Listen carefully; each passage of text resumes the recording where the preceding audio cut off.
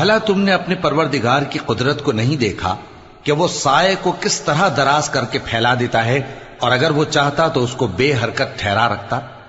پھر ہم سورج کو اس کا رہنما بنا دیتے ہیں، پھر ہم اس کو آہستہ آہستہ اپنی طرف سمیٹ لیتے ہیں۔ اور وہی تو ہے جس نے رات کو تمہارے لیے پردہ اور نیند کو آرام بنایا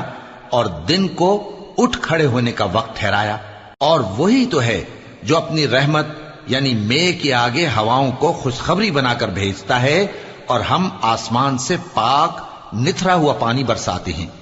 تاکہ اس سے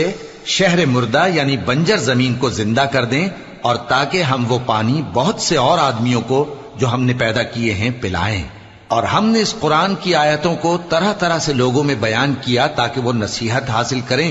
مگر بہت سے لوگوں نے انکار کے سوا قبول نہ کیا۔ اور اگر ہم چاہتے تو ہر بستی میں ڈرانے والا بھیج دیتے،